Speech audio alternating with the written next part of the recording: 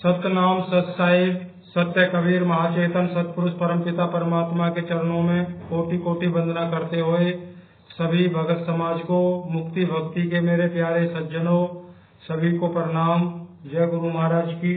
सत्य कबीर। तो प्रेमी सज्जनों, आज प्राचीन मूल ग्रंथ बीजक के माध्यम से रामायणी नंबर 33 सतगुरु कबीर साहब की सत्य उपदेश को आज बड़े प्रेम पूर्वक सुनेंगे। रामायणी 33 में दिग्दर्शन कराया है साहिब ने के 4 वेद और इनसे जो स्मृतियां आदि अन्य ग्रंथ की उत्पत्ति हुई है, कह रहे उनको जेवरी की तरह बटकर सर्वप्रथम श्री ब्रह्मा जी, उसके बाद ऋषि मुनि महर्षि इत्यादि, और उसके बाद संसार के मानव प्राणियों ने उस वेद स्मृति आदि रस्सी को, फांसी का फंदा है वो, जिसको अपने गले में डाला हुआ है, जब तक वो रस्सी गले में है तो आप जन्म मरण आदि से नहीं छूट सकते हैं। तो आइए रामायणी 33 के शब्द को लेते हैं, उसके बाद क्या भावार्थ किया गया है उसको बड़े प्रेम से सुनते हैं।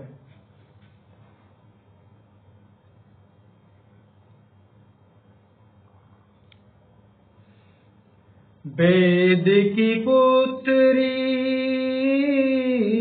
सुमति भाई, सो जेवरी कर ले कई आई, आपो ही बरी आपन गर बंधा, झूठा काल को फंदा, वैधवत बंधा छोरियो न जाई, विषय सब रूप भूली दुनियाई, हमरे देखत सकल जग लूटा, दास कबीर राम कहीं छूटा। और साहिब की साखी है, राम ही राम पुकारते, जिभ्या परि गौरोस, सुधा जल पीवे नहीं, खोद विपन की होश। तो सज्जनों, ये शब्द था और ये साखी थी। आइए शब्दार्थ क्या है, साहिब क्या बताते हैं, आइए सुनते हैं। सतगुरु कबीर साहिब कहते हैं कि हे भाई निरपेक्ष विवेकशील सज्जनों, संसार में बहुत से विद्वान पंडित लोग कहते हैं कि मनु स्मृतियां आदि स्मृतियां भी वेदों की ही पुत्री हैं, वेदों से ही जन्मी हैं, तो वेदों की पुत्री बताई गई है, अर्थात वेदों से ही निकली है। किंतु वे स्मृतियां भी तो बंधन का हेतु यज्ञ आदि अनेक प्रकार के कर्मकांड रूप रस्सी, फांसी को अपने हाथ में लेकर आई हैं, अर्थात वे उत्पन्न होने के समय से ही शुभ अशुभ, पाप पुण्य, धर्म अधर्म, हिंसा अहिंसा आदि कर्म रूप रस्सी, फांसी को अपने हाथ में लेकर ही संसार में प्रकट हुई है। अतः सर्वप्रथम ब्रह्मा तथा अन्य ऋषि मुनियों के द्वारा वेद मंत्रों की रचना हुई। तत्पश्चात ऋषि मुनियों ने ही उन स्मृतियों की भी रचना की और उनमें यज्ञादि अनेक प्रकार के कर्मकांड वचन रूप रस्सी को बटकर अर्थात बनाकर स्वयं उन्होंने अपने ही गले में उस रस्सी को बांध लिया, अर्थात उन्होंने स्वयं उन कर्मों को स्वीकार कर लिया। अतः उन स्मृतियों का तथा उनमें कथित कर्मों का झूठा मिथ्या मोह और वह काल पुरुष निरंजन का फंदा अर्थात फंसाने का जो पासा है उसको अपने गले में डाल लिया है। तत्पश्चात उसके बाद उन ऋषि मुनियों ने उन स्मृतियों का तथा उनमें कथित यज्ञादि कर्मों को करने का संसार में प्रचार कर दिया। अतः उन स्मृतियों को पढ़कर तथा सुनकर संसार में मनुष्य लोग भी उन कर्मों को करने लगे और वह उनके बंधन में बंध गए। अतः वे लोग उन कर्मों के बंधन में तो बंध गए, परंतु उन बंधनों से अपने को छोड़ा या नहीं जा सका, अर्थात फिर उससे छूटना उनके लिए कठिन हो गया है। अब ये हम सभी के सामने नजर आता है। जो वेदों की जो रचना हुई थी ब्रह्मा जी के द्वारा, उन वेदों में जो मुक्ति का मार्ग वर्णित किया गया वही आगे ऋषि मुनियों महर्षि आदियों को वही मार्ग दिया गया और इन ऋषि मुनि महर्षि आदियों ने और भी इनमें से स्मृतियां रूप धर्म शास्त्र बना दिए गए। और जैसे कहते हैं ना, 4 वेद 6 शास्त्र 18 पुराण और 108 उपनिषद, तो ये रचनाएं धीरे धीरे बढ़ी और इन सभी रचनाओं में जो मुक्ति का मार्ग है इन्होंने उसमें वर्णित किया। जो श्री हरि ब्रह्मा विष्णु महेश ने उनको देखा था ज्योति स्वरूप में, धुनात्मक शब्दों में, उन्हीं को सत्य माना और उसी को सत्य कह करके इस संसार में प्रचलित कर दिया। और आज तक उन्हीं जप तप यज्ञ आदि तीर्थ व्रत इत्यादि क्रियाकलापों में ही पूरे संसार के जीव लगे हुए हैं। अब लग तो गए, इनसे छूटा नहीं जा सका और नहीं छूट रहे हैं। ये प्रत्यक्ष सब सामने नजर आ रहा है, क्यों सत्य सामने है नहीं, केवल इसी को सत्य माने बैठे हैं। आगे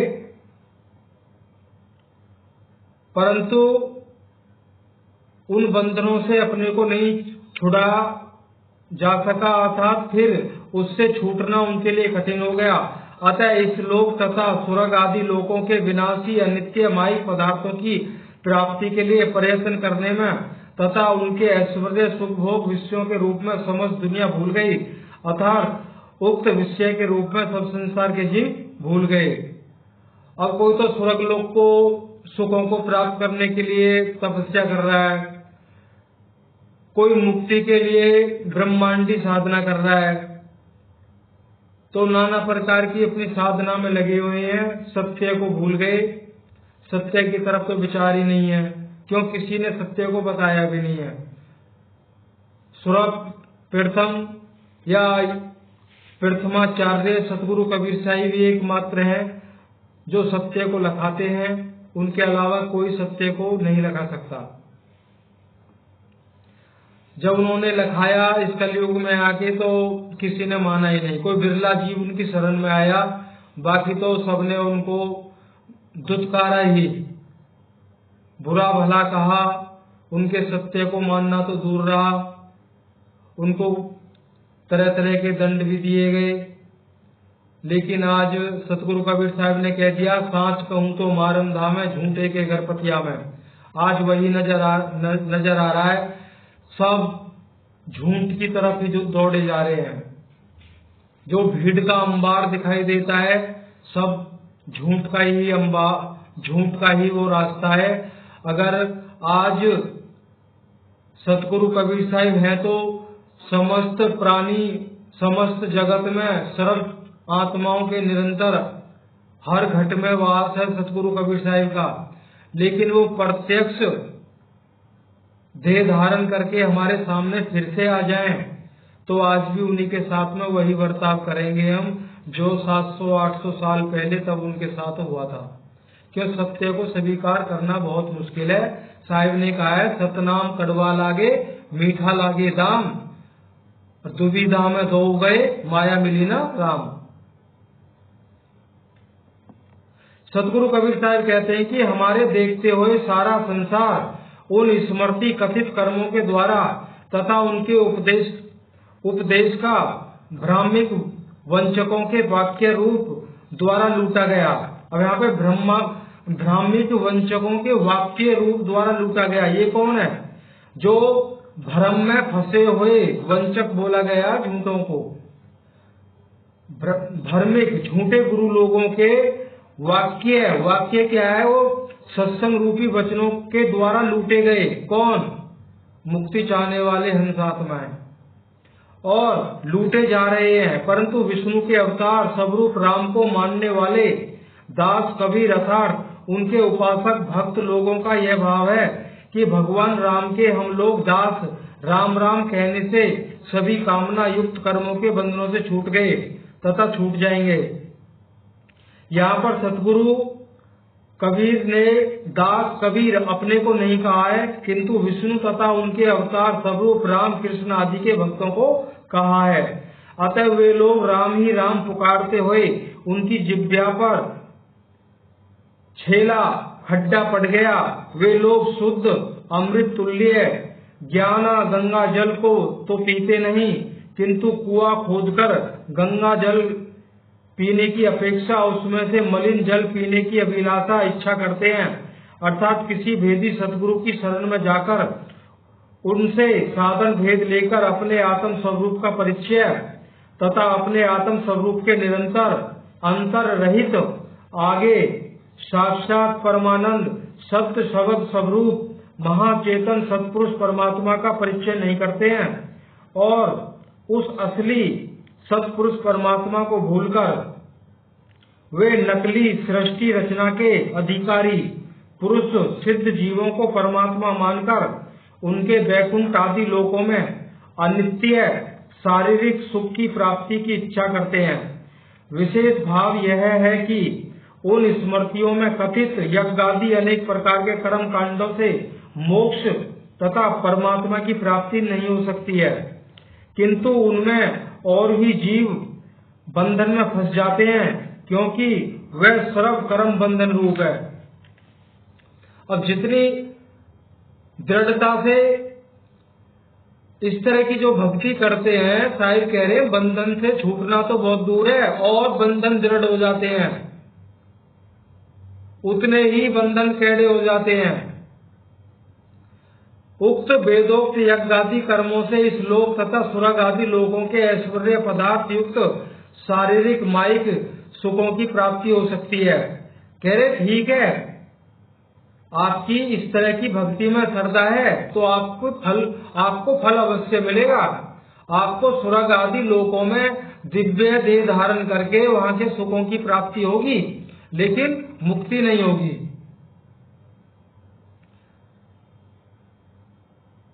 कह रहे उन सुखों की प्राप्ति हो सकती है कि जो अनित्य विनाशी परिवर्तनशील है। जैसे उस सुख का आपका जो पुण्य छिन्न हो जाएगा तो आपको फिर 84 में भेज दिया जाएगा। तो इसलिए वहां भी वो विनाशी है, उसका भी विनाश होता है और परिवर्तनशील है, वहां भी परिवर्तन होता है। अतः अज्ञानी जीव उनके विमोह में फंसकर आत्मा तथा परमात्मा के स्वरूप ज्ञान से वंचित हो जाते हैं। इसी कारण वह जन्म मरण के भंवर में पड़कर तथा संसार में अनेक प्रकार के ऐसा दुख भोगते रहते हैं। इति शुभम। तो सज्जनों, ये थी रमैनी नंबर 33। सतगुरु कबीर साहब ने कहा है इनमें जो भी 4 वेद, 6 शास्त्र, 18 पुराण और 108 उपनिषद, इनके अंदर उस परमात्मा का संकेत तो दिया गया है, लेकिन परमात्मा प्राप्ति की विधि का वर्णन नहीं है। कहीं कहीं पे संकेत मिलता है कि परमात्मा सगुण साकार निर्गुण निराकार से परे है। तो सगुण उपासना किसकी आ जाती है?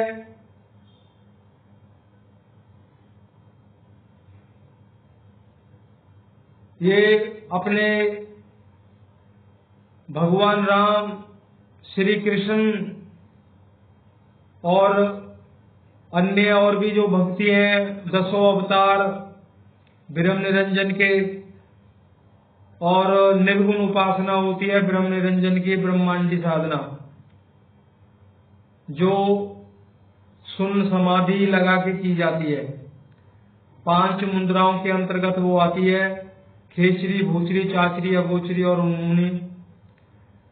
तो इन सब में, इन सबको करने से मुक्ति संभव नहीं है। तो सतगुरु कबीर साहब ने कहा है कि किसी भेदी सतगुरु की शरण में जाकर उनसे सत्य उपदेश लेकर उसको अपने जीवन में ढालिए, तो आपकी सत्य मुक्ति का लक्ष्य पूरा होगा। और विषय फिर खड़ा हो जाता है। तो जिस तरह की सतगुरु कबीर साहब भक्ति बताते हैं, ऐसा तो कोई गुरु दूर दूर तक नजर नहीं आता है। तो पहले भी कई बार बताया जा चुका है, जो सतगुरु कबीर साहब का प्राचीन सत्य मूल ग्रंथ बीजक है, वही बीजक, वही साहिब का सत्य सिद्धांत गुरु का रूप धारण करता है। अगर हमारे अंदर शुद्धता, पवित्रता, सत्यता अगर हमारे अंतःकरण में बैठ जाए तो, बाकी सतगुरु कबीर साहब तो हमारे घट में बैठे ही हैं। हम सभी के घट में वो 24 घंटे 8 पहर निरंतर वो हमारे साथ हैं। बस फर्क इतना है कि हमें उनकी तरफ मुंह करना है। तो जानना तो बहुत दूर है, हमने तो पीठ करके बैठे हैं। तो आज रमैनी को सुना, आप विचार करिए साहिब ने क्या कहा है। पहले तो झूठ को समझिए, उसको फिर छोड़िए, तब सत्य की तरफ हमारी सूरत लगेगी। अभी तो हमारी सूरत जो है संसार में भौतिक विषय विकारों, जिसको हम सुख समझते हैं, उन्हीं में लगी हुई है। साहिब ने कहा ना, जैसो माया मन रमो, तैसी सूरत, वैसी सूरत नाम में अगर रमती है, उस विदे स्वरूप में, तब तो बात बनेगी।